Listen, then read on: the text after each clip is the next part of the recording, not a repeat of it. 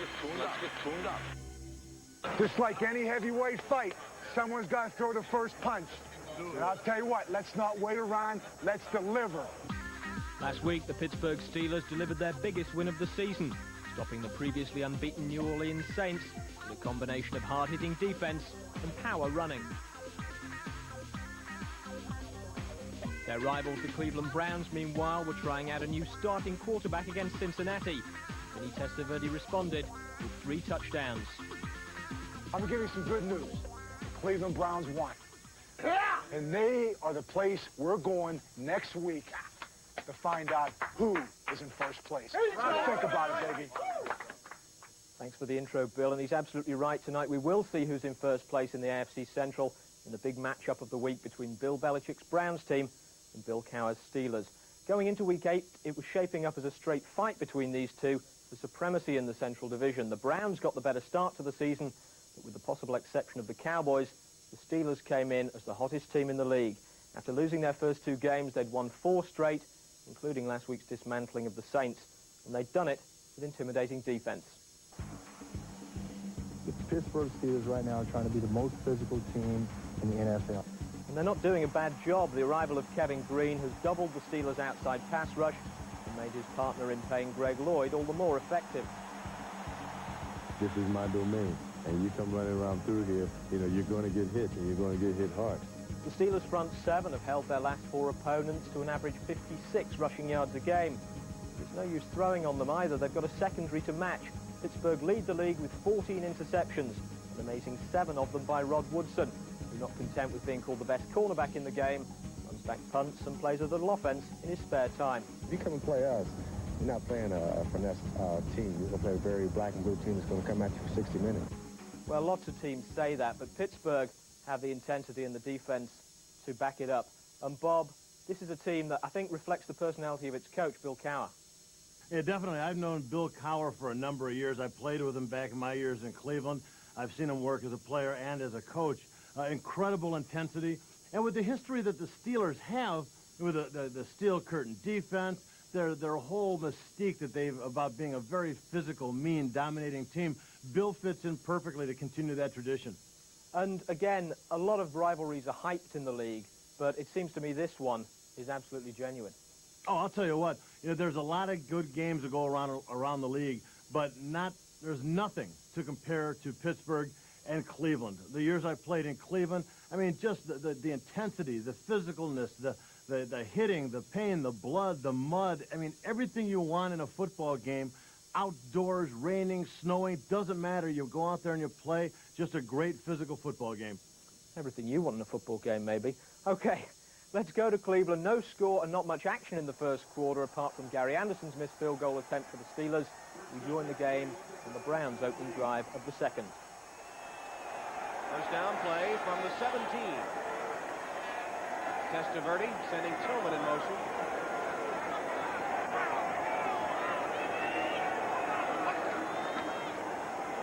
Bardell hit after a gain of a yard or so. Greg Lloyd made the play against the run. 13:51 left, second quarter. Steelers and Browns scoreless. Cleveland with the ball 2nd and 8 from their own 19-yard line. Tommy Bardell held in check as you see Jackson being covered by Woodson. And Testaverde flips it to Leroy Horde, and he's knocked off the football on a good defensive play by Darren Perry, the free safety. Mark Carrier pulled a hamstring earlier, will not return, and that is a big blow to Cleveland. Lawyer Tillman is the man that has replaced him in the lineup as Testaverde tries to convert his first 3rd down of the game. They're 0 for 2. That pass to Rico Smith is complete, and it is a first down. Rico Smith battling the rookie Deon Figures. It goes for 17 and a first down. Rico Smith was Cleveland's 6th-round pick last season. And here's your #1 draft choice for the Pittsburgh Steelers, Deon Figures. That's a battle that you would hope to win on the part of the Steelers, but Rico Smith coming up with a big play. The two were teammates with the Buffaloes of Colorado, Smith and Figures. First down play. Vardell hit at the line of scrimmage and stopped. He's only averaging less than 2 yards a carry today against the #1 rushing defense in the NFL. Joel Steed, the nose tackle, made that stop, and an injury. It might be Jerry Osofsky. It is number 55, one of the linebackers. Here's Osofsky here, and it looked like Gene Williams, the tackle for the Browns, got position on him and just sort of collapsed. Osofsky, watch the right knee. Just going to squat down on it. I don't really see it twisting or anything. It's just hard to tell.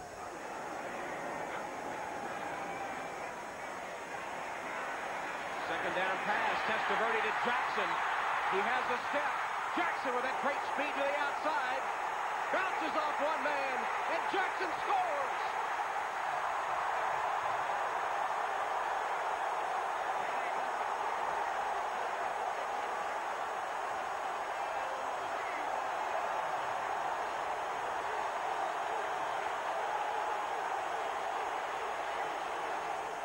This is just a freelance by Rod Woodson. He saw a teammate that was clearly beaten. That was Leroy Horde working against Reggie Barnes. He felt like he had to help. That left Michael Jackson all by himself. It was man coverage. Nobody else was responsible for Michael Jackson. That's why he got such an easy touchdown. Nice job of Vinny Testaverde hanging in there and finding the open receiver. Matt Stover will attempt the extra point. It's through. And suddenly on the 62-yard strike, Testaverde to Jackson, the Cleveland Browns have taken the lead 7-0.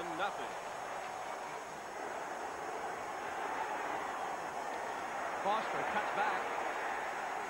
Driving run gets him 3 or 4 yards before Clay Matthews makes the tackle. What's going on with the Pittsburgh Steelers offensive line? This is the second time now that I've watched them run into each other. For whatever reason, they are miscommunicating. They pull again and just smack into each other. That's Ron Earhart's got to be pulling his hair out. He didn't have that much to pull. Watch the offensive line. A double pull, smacking into each other, no lead blocker. Sloppy start by the Steelers. O'Donnell threw it before Thigpen made his turn.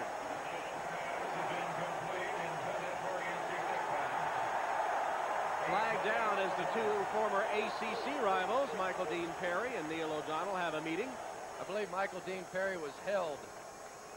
He put his striped shirt on right after the play and gave us the signal. Holding, number 72 offense. 10 yards, still second down. Leon Searcy. Searcy is going to hold. That is not Michael Dean, it's Rob Burnett. Going back to the touchdown, Chris, what was Bill Cowher telling us about freelancing on his defense? He said it's okay as long as you get the play right. That time Rod Woodson did not, but really didn't have a choice because otherwise the back would have gotten a touchdown. O'Donnell in some trouble, got rid of it to Foster, who makes a juggling catch. Mustafa tripped him up, but a 14-yard reception by Barry Foster, who is the leading receiver on this team and the AFC's top yards from scrimmage man rushing and receiving. But Tom, if I could, to go back to the significance of the touchdown, I think now because of that injury at the linebacker position, you're going to see the Steelers less willing to play man-to-man coverage. So now the whole momentum and the whole strategy of the football game has changed on that one play. Steelers now facing a 3rd and 3 from their own 41. Foster on the sweep. No block at the corner. He's stopped short. Clay Matthews got in the middle of things. He had a lot of help. And they stopped the leading rusher in the AFC short of the first down. The amazing thing about Clay Matthews, he had perhaps his best year a year ago, tied for the team lead with 9 sacks, second most in his career last week against Cincinnati. He made the play that broke that game open. He sacked David Klingler, set up a fumble recovery by Michael Dean Perry. 16 years in the league, still throwing his body around. surefire Hall of Famer. Mark Royals punting to Metcalf. Backpedals to take it at the 10. And a good return. He's got a blocker in front. Metcalf cuts back. Turns on the afterburner.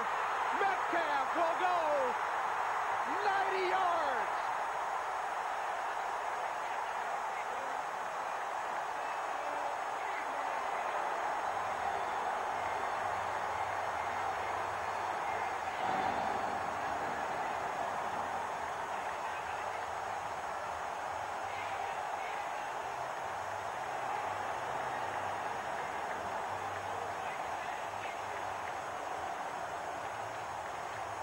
What is it about this place?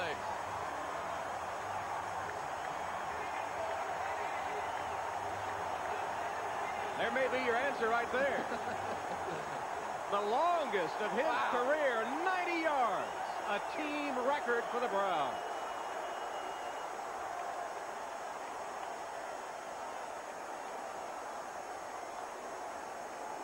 Stover for the point after.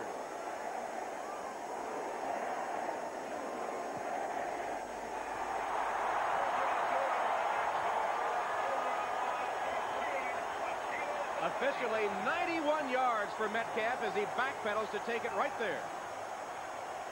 There was a lot of question as to whether or not Metcalf was even going to play in this game. He was struggling with a knee injury. As you can see him limping down the field here at about a 4.2 pace. Wow. There are some moments in the National Football League where you don't mind paying the 25 or 30 bucks for a ticket when you watch a kid like this play the game. Now will Bill Cowher stay with his offense? Will he continue to run the football? I think that is still plenty of time. Don't go away from your game plan. Play action. O'Donnell fires a strike to Dwight Stone. Nearly decapitated by Stevan Moore, but he holds on for 17 yards.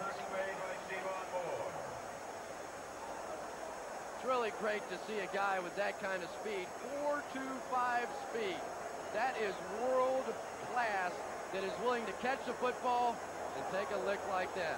You don't find many around the National Football League that fast and that tough. Dwight Stone out of Middle Tennessee. In his 7th season with Pittsburgh. Here's Barry Foster. Again, the Browns ready for Foster. He gets 2, then thrown back. James Jones led the charge. Made by Pepper Johnson, James Jones. Najee Mustafa was also there along with Stevan Moore from Cleveland. There's the big boys, and that's what it's going to come down to. Second down. James Jones, you hit on it earlier, Tom. Really one of the more underrated players in this league. He's the leading sacker on the Browns team, 3.5 sacks. Also the leading scorer on the defensive line, 3 career touchdowns and a safety. He plays running back occasionally. O'Donnell has a world of time, and he has Green all alone.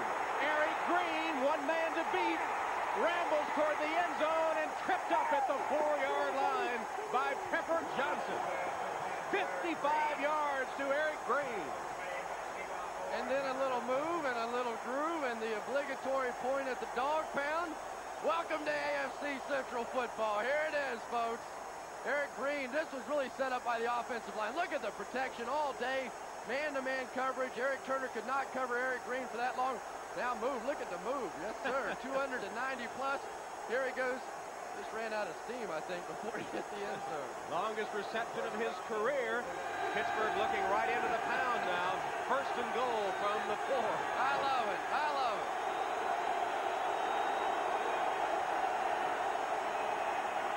O'Donnell on the play action lofts it for Green, incomplete. That's the first miscue for O'Donnell in 8 passes. He had hit 7 in a row before that. Every time you have to try and score a touchdown into the dog pound end, you always are looking up at the clock hoping for a quarter change. You can't hear, and you're distracted, and you got all the maniacs up there. These are going to be the longest 4.5 yards of the Steelers' life right here, but they have to get it in. Almost 4 down territory. I wouldn't be surprised even if they come back to a 4th down to see them go for it, down 14-0. And again, the words of O'Donnell last year, this was where they failed. Pittsburgh in this red zone area. Handoff that time to Foster, and he scores. A little taunt for the Pound as Barry Foster scores his 7th touchdown of the season.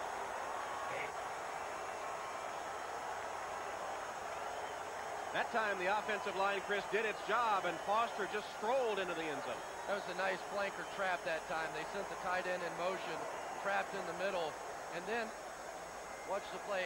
84 just going to make the trap on the end. That's Tim Jordan. He's the one that sprang Barry Foster, but there was a flag, Tom, thrown out of the crowd. I saw a flag and I was distracted by it. The referee turned around and threw it back in the crowd.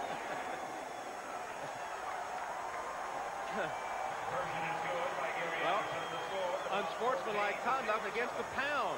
It's 14-7.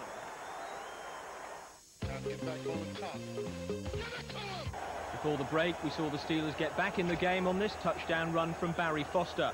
The Browns could only punt on their next possession, so the Steelers have the ball back at their 35 with just under 4 minutes left in the first half. Play action. O'Donnell sets the screen. Hodge. Merrill Hodge posts to a first down to the 45. Tackled there by James Jones. Tackle was made by James Jones, Najee Mustafa, Clay Matthews. Really a nice job of acting on that screen by John Jackson. Watch him right out here on the end of the line of scrimmage.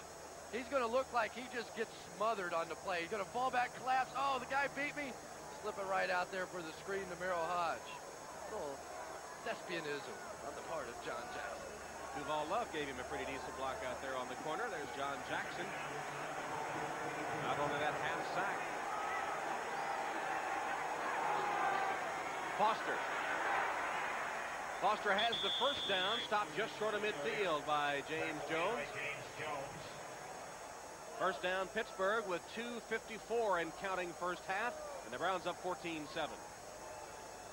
Scary thing about Barry Foster, everybody knows what he did running the football, not only this year but last year as well, but now is becoming much more of a factor in the passing game. For the first time in his career last week against Cincinnati, he had a touchdown rushing and receiving. Leading pass catcher for the Steelers. O'Donnell to Stone. Shakes one man and is bumped out of bounds after picking up the first down by Eric Turner.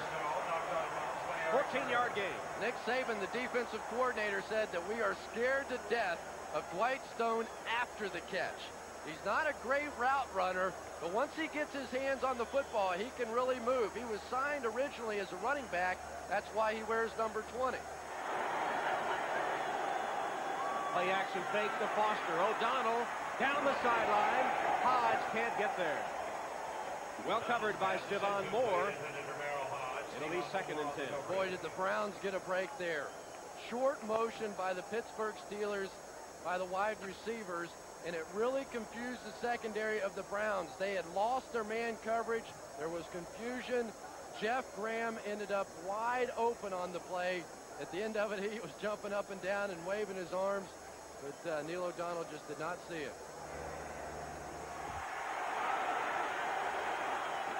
Foster. Tough run to the 30-yard line, gain of 5. It'll be 3rd down after Mike Caldwell prevented a further gain by Foster. Really enjoying watching the game plan of defensive coordinator Nick Saban for the Cleveland Browns. The Steelers like to do so much pulling with their offensive linemen, and it appears to me that Saban's game plan is to get some penetration and disrupt that pulling so that they don't get a chance to get out in front of Barry Foster and Merrill Hodge. Foster carried 12 times for 47 yards. It's 3rd and 5. The Steelers have converted only 1 of 4 third downs. O'Donnell from the gun. Pressure. Quick strike. Complete to Graham. And he has a first down at the Cleveland 20. There is a flag down. This one's coming back.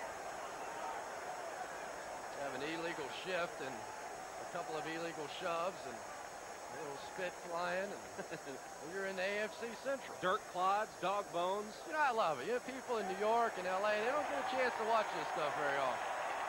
Good to have you here in the Midwest. Illegal motion on the left guard, moving prior to the snap from the two-point stance. 5 yards, Still third down. You're going to see the motion. I think Michael Dean Perry is going to set it up. When he flinches, it's going to make Duval Love flinch back. And remember, the defensive guys can move all they want, but the offensive linemen have to hold their ground. Third penalty, 20 yards against the Steelers, but it nullified a first down at the 20. O'Donnell's got a man. Graham again, banged down at the 6-yard line by Dale Spears. And there's another flag down. O'Donnell can't believe it. Now he says now it's against Cleveland, a hold against the Browns. And with just over a minute left, that penalty will be declined. The gain of 23 will stand. They can't cover Jeff Graham one-on-one. That's the veteran Everson Walls. No Illegal use of match the hands for the to speed face. of Number Jeff 90 on Graham. the defense. That penalty will be declined. Take the result of the play. First and goal. Big moment in the ball game now. The Steelers can go in tied, having scored the last 2 touchdowns. All the momentum on their side. But once again, got to go into the teeth of the dog pound. Trying to rattle the cage of the canines down there as Cleveland gets a late defensive player onto the field. And now the flags go down. Well, now how can you have a timeout and then not have your defense set? Boy, I tell you what, Bill Belichick is going to be a little ballistic. I think what Mike Johnson did there, he saw that they were disorganized and just went over and smacked one of the offensive linemen. Go ahead and take the penalty, but don't give them the cheapy touchdown. But really, I thought that they made it on the field in time. Number 59, Mike Johnson, just going to jump across and Kick kind the of football, didn't he? kick the football away because they weren't ready.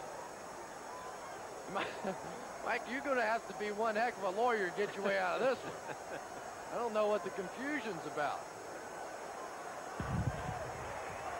Encroachment.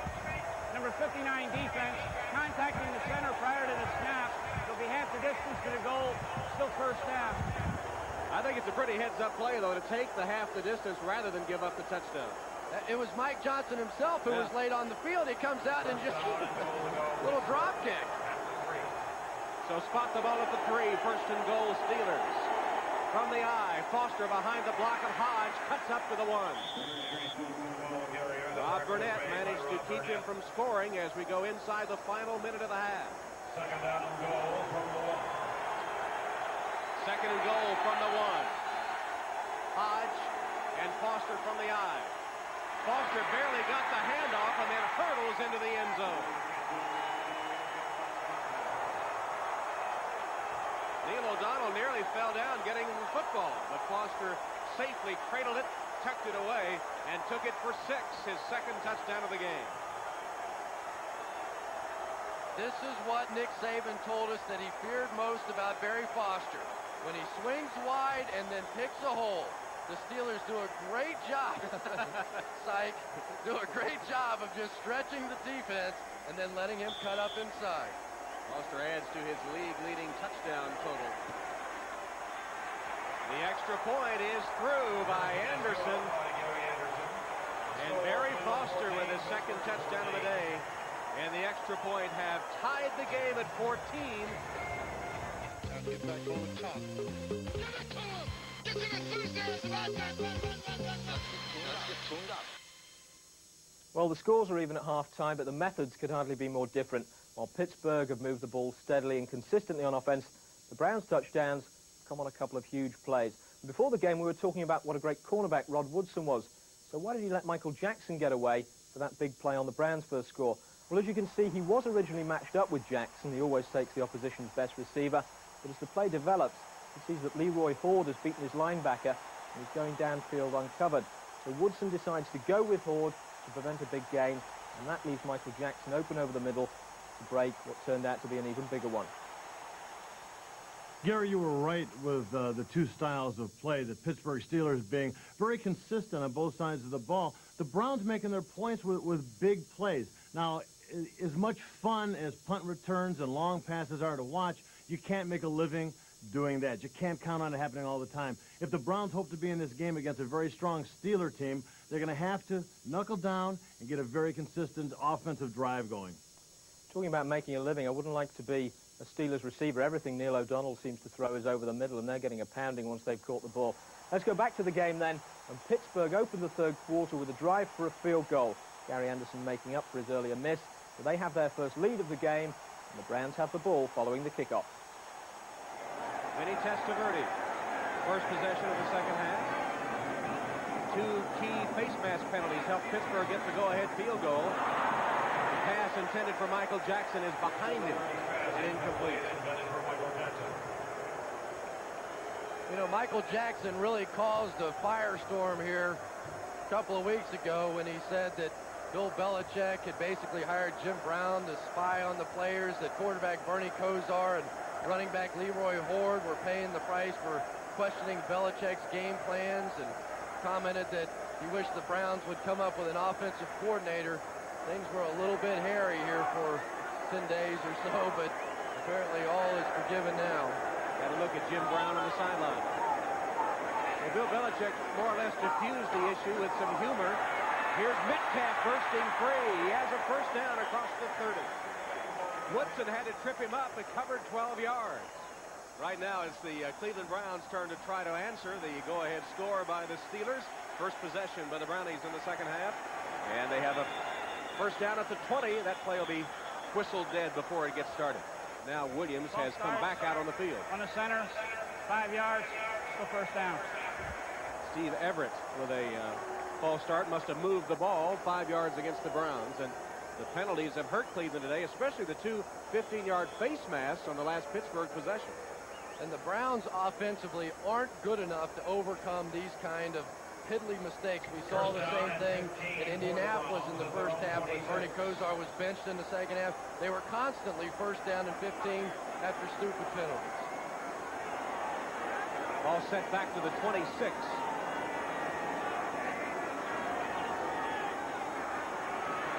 Testaverde deep to the sideline. Jackson all alone. Diving catch. He'll be marked down at the 30-yard line. Johnson and Lake caught up after Jackson had to make the diving grab. 44 yards, a beautiful catch by Michael Jackson. They all hesitate and go. When you're playing against aggressive defensive backs like D.J. Johnson, you sit down like you're going to run a pivot, a hook kind of a route, then take off. Great job by Michael Jackson. He didn't break his momentum when he did the hesitation and was able to run full speed right by D.J. Johnson, and then the great catch. And held on to the ball as he collided with the turf, holding his neck. This has been a game full of big plays. Metcalf dodges one man, breaks to the outside. Metcalf for the end zone, knocked out at about the 3-yard line by Rod Woodson. Two of the best go head-to-head, and Woodson stops Metcalf from the end zone. 25 yards. Tom, there's only one man in the National Football League that's going to catch Eric Metcalf on this play, and it's number 26 of the Pittsburgh Steelers, Rod Woodson. You could watch this in the Olympics if you wanted to. Those two guys ripping down the field. Great run by Metcalf. He danced inside, nothing there, and then the quickness to get outside and almost break it for the score. Fake to Vardell. Testaverde. Touchdown. Wolfley.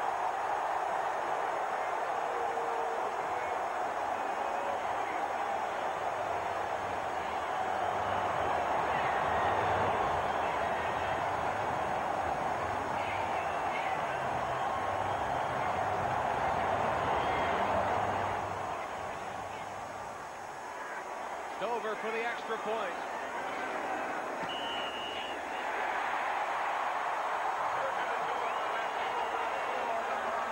So the Browns answer the field goal with a touchdown. Two big plays. Jackson and Metcalf set this up. Ron Wolfley just sneaked through on the play action.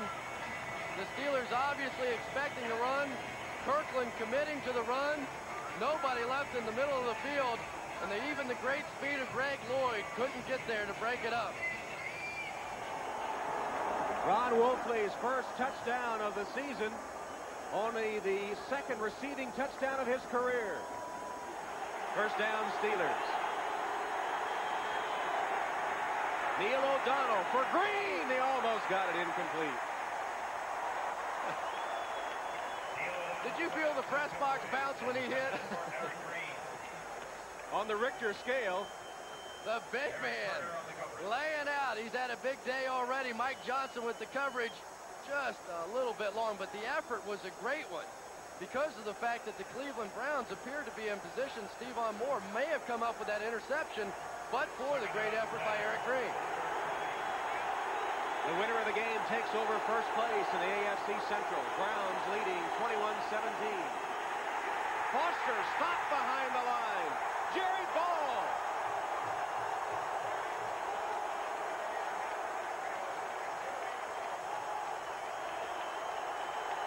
You talk about a poster child for the dog pound. There he is. There's an interesting blocking scheme. We'll just go ahead and let Jerry Ball just come in and bust it on Barry Foster's head. Neil O'Donnell didn't want the football, neither did Barry Foster. Hard to come up with negative plays against these Steelers, but Jerry Ball just made one. And the dog pound is having a ball. 3rd and 16.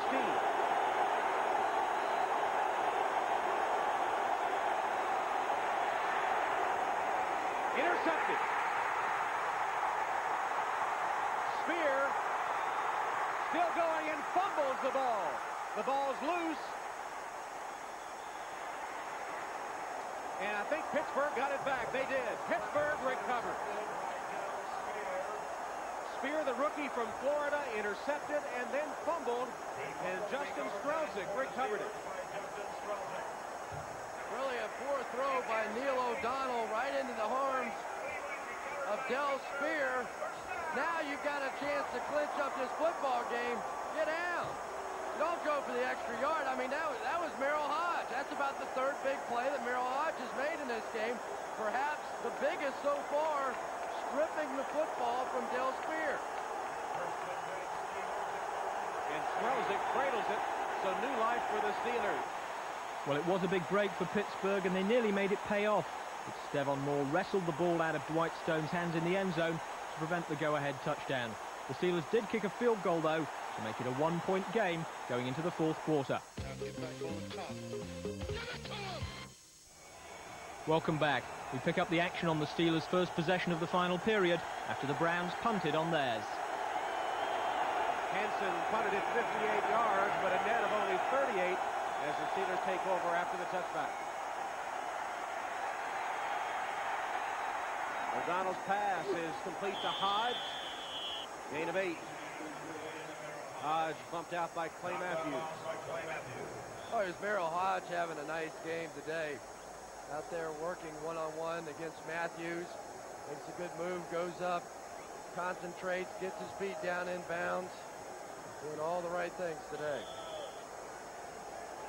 Actually got only 7 yards, so it'll be second down and 3 or 4 yards. 2nd and 4, they'll call it. Biggest passing day of the season for O'Donnell. Approaching 300 yards. There, catch made by Ernie Mills for the first down, bumped out by Eric Turner. O'Donnell has really spread the ball around to his receivers. Mills catches that one. Now the Browns are getting a little conservative on defense. They played a lot of man-to-man early. Terry Taylor giving a lot of room underneath. Neil O'Donnell doing the right thing, just taking what they give you. Now Nick Saban is probably going to tighten it up as they get closer to midfield.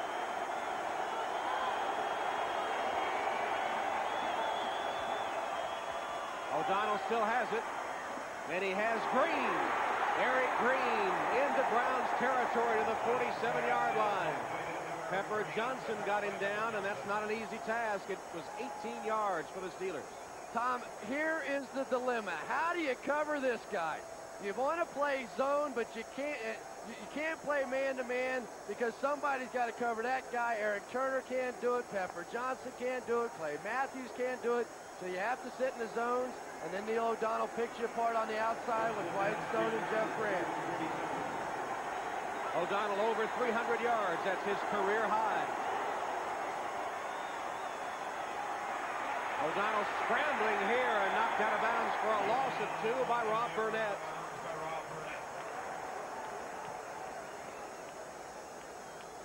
I didn't think that was a very good play by Neil O'Donnell. Only had one guy out in front of him, Rob Burnett. You're doing your best, is what Jane is saying too. Well, and probably if she went round again and got a bit of staff, it would be entirely different. It's gone round the outside now. Come on, Neely. Neil. Second and long. O'Donnell being chased. Flips it complete.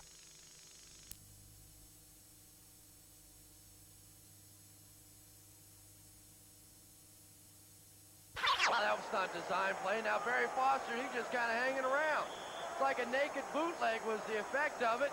And Barry Foster, fortunately, kept his head up, turned around, found the football, and now the Steelers are in field goal position to take the lead.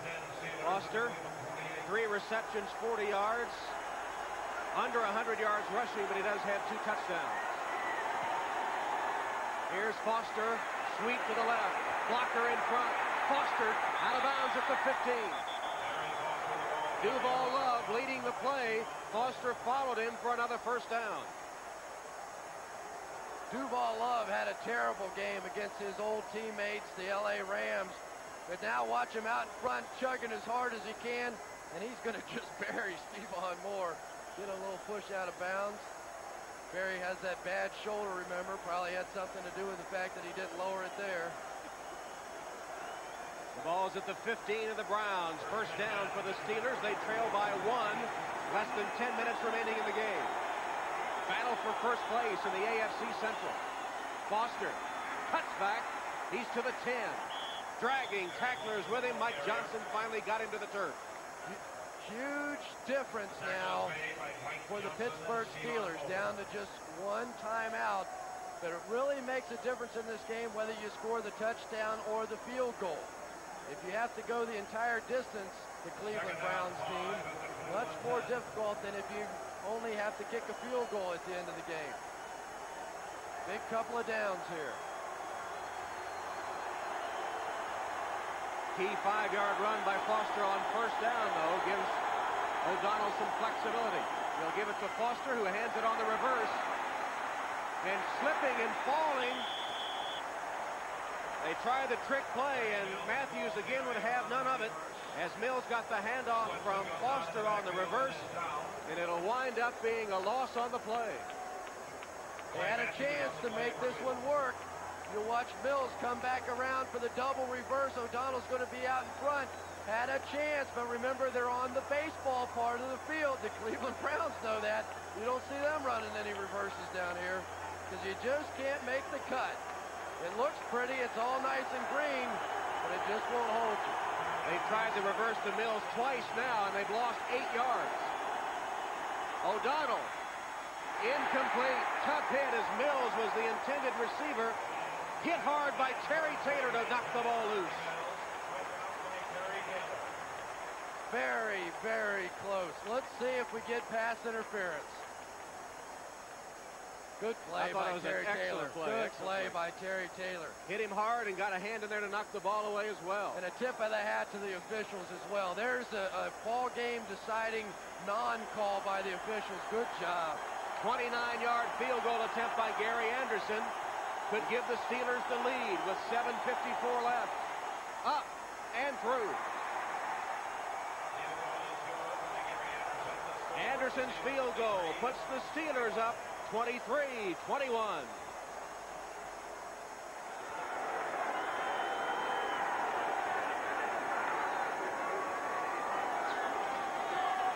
Play action pass.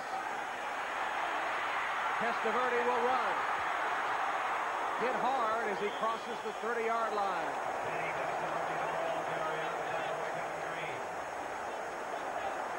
Barnes and Green banged in good.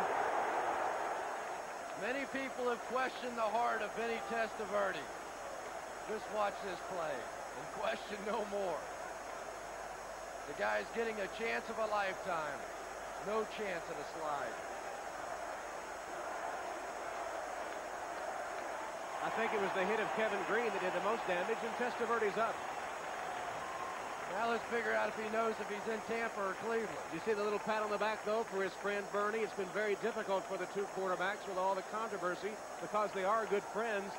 In point of fact, Kosar helped recruit Testaverde, and listen to the crowd.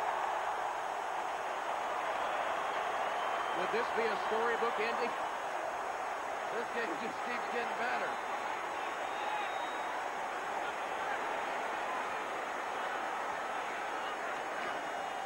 Bardell has a first down across the 35 to the 36. Carnell Lake on the tackle. Can't tell exactly what the injury is, but it appears to be the left arm, not the throwing arm of Vinny Testaverde. But the nice thing for the Browns is you've got your starting quarterback from the beginning of the season in, so if he's at all banged up, why not? Let Bernie do it.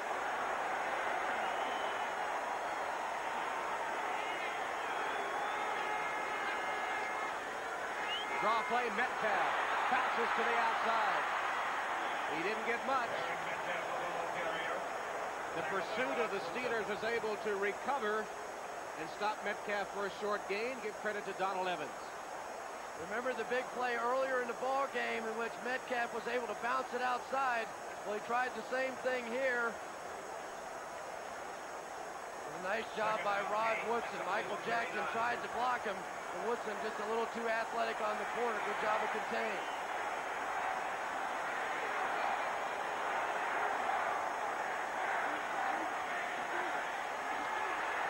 Metcalf knocked out of bounds a yard short of the first down by Greg Lloyd. That's what Bernie does best. He is the best in National Football League history at not throwing interceptions. Ball control passing, the quick drops, the quick throws, the reading of the defenses. I can't think of too many I'd like to have in the game any better than Bernie Kosar as the clock ticks down. 3rd and 1. 5.5 minutes left in the game.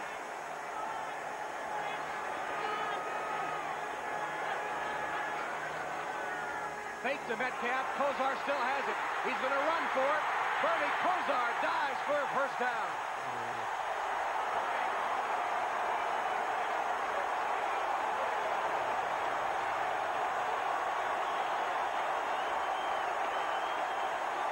The least probable play of all time. And even Art Modell's applauding this one. They say he's not fast enough, he's not quick enough, but baby, he got that first down, and that's all that really matters. This is as fast as it goes. This is top gear. You're looking at overdrive for Bernie Kosar, and he got it there. You mean that wasn't in slow motion? Oh, no, that was as quick as it gets.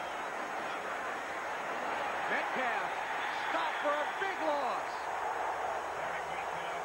Great penetration by Evans for a loss of 8. Barnes was there as well. One of the disadvantages of the smaller backs, they go down with the arm tackle. Now it's 2nd and 17.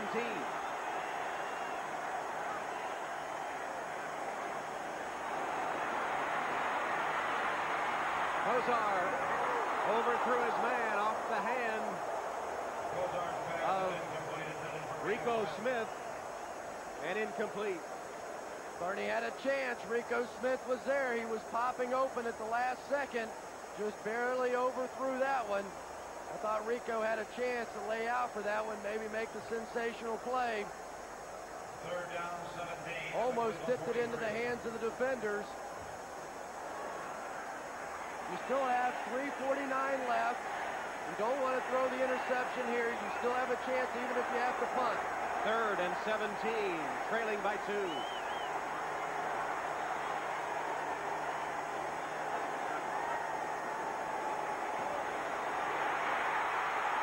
Sack. Guess who? Rod Woodson. The man of steel with the big play of the game. And that drive was really thwarted by the blown draw. when Eric Metcalf was trapped in the backfield, it took Bernie out of his game. Bernie is more of the short ball control kind of passer. That afforded the Steelers a chance to blitz because it was third and so long. And now the playmaker Woodson awaits the punt.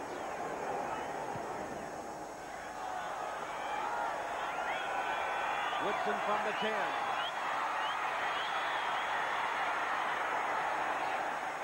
Got it only back to the 15 before he's pounced on by Stacey Hairston. 5-yard return after Hansen sent it downfield, 51 yards. Cleveland lighting up and the fans trying to light a fire under their defense.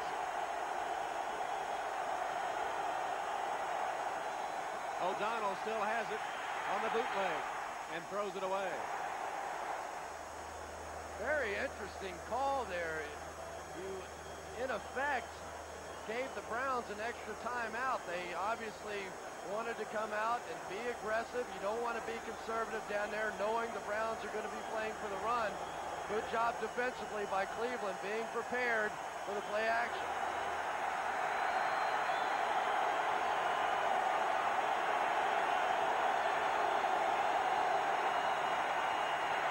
Harry Foster.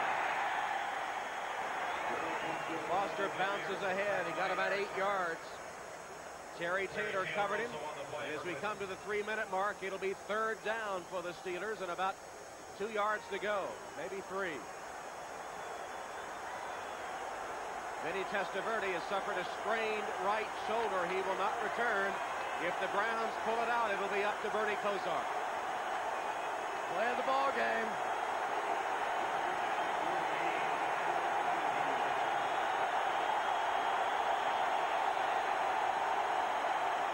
Foster, stop! James Jones and Rob Burnett. Everybody in the stadium knew what it was going to be. Stretch play right. It's been the most effective play in the Pittsburgh Steelers playbook throughout the year. They go back to their bread and butter, but not this time. This game has had more drama, more storylines than a Broadway play. Royals with a punt. Eric Metcalf has already taken 191 yards for a score. He has this one at the 25. Metcalf to the outside with room. Metcalf at midfield. Metcalf cuts back. He's still on his feet. Metcalf will go for the score. Unbelievable.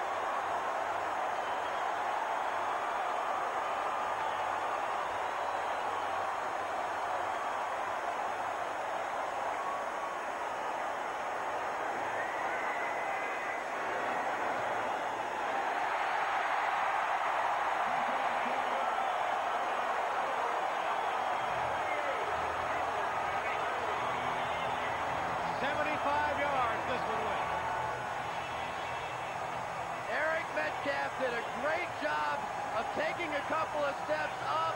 That set up the wall. And watch the little guy work. Watch the heart. No way you keep him out of the end zone. 2 in 1 day? Are you kidding me? Remember, he came into the ball game. He was questionable. Didn't even practice until Friday. Had a bad knee. What a play. What a player. And can you imagine the moment? Set it up. You see the defenders moving inside. A very close block at the point of attack to get him going. And then it's all Eric Metcalf.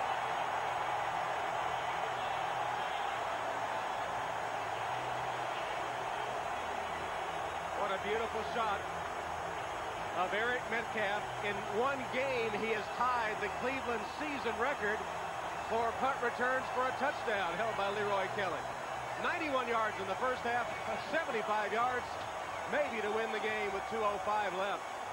Well, that incredible run did turn out to be the winner. Pittsburgh tried to add yet another twist to the game with a last-minute comeback.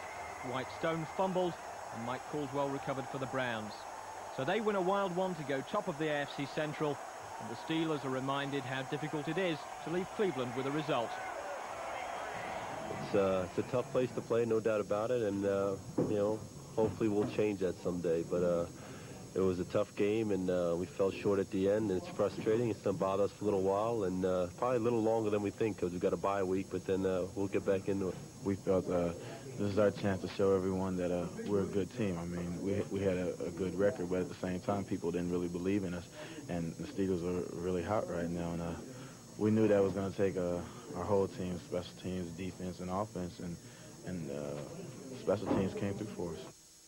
We're very happy Eric Metcalf there, and he'd every right to be. One punt return in a game is exceptional. Two is out of this world. And Bob, we've had some exciting games on the big match, but not a game that had everything that this one had. Like we said before, the Browns really had a lot of big plays, a lot of exciting plays. And I think the Browns' record for a season of punt returns was 2. So Eric Metcalf has beaten that record just in one game.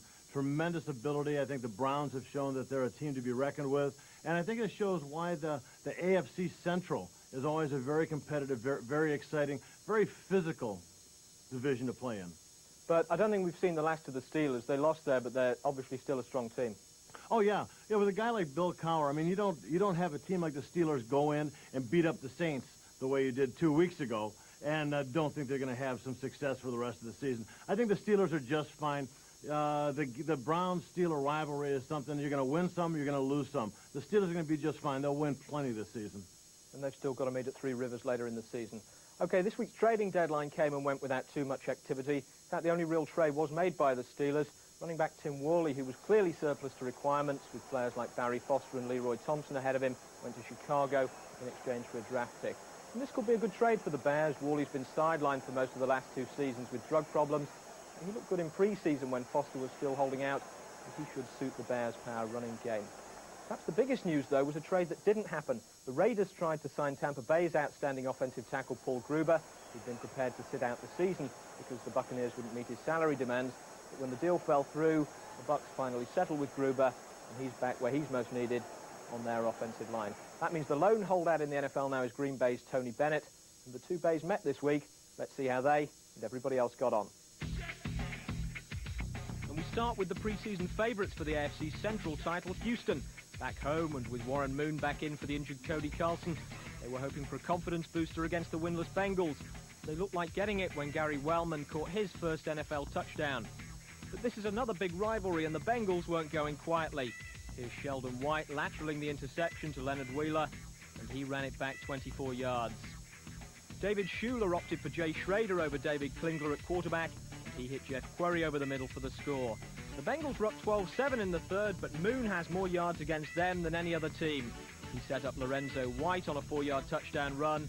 Then in the fourth quarter, hit Haywood Jeffries, who'd been complaining about his lack of involvement in the offense, to clinch the pick-me-up win for the Oilers.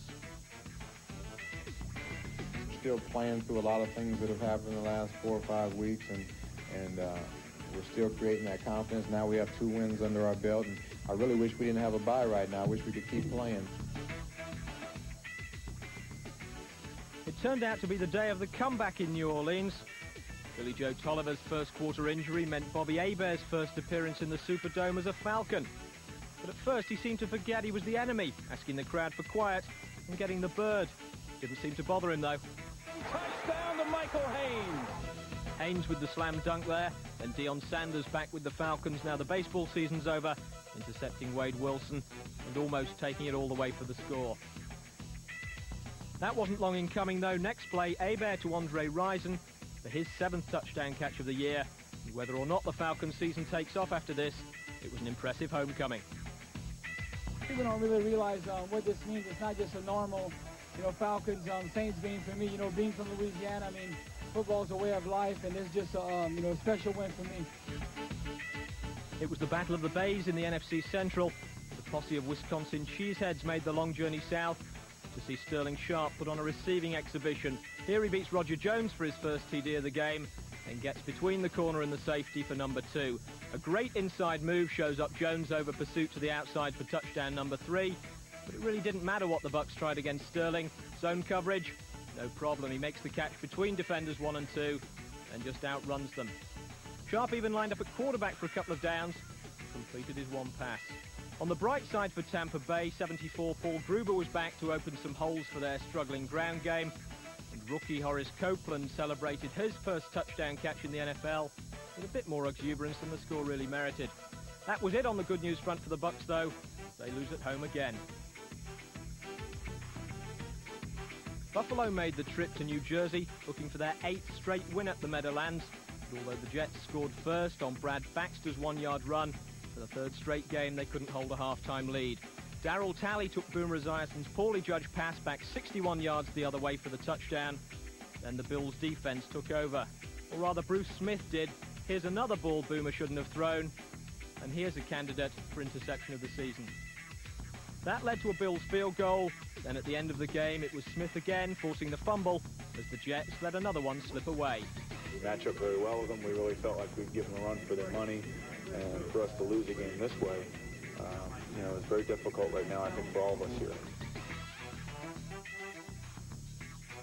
Meet Coach Marino, Dan, helping out with the offensive play calling as Scott Mitchell made his first start for Miami. But Mitchell also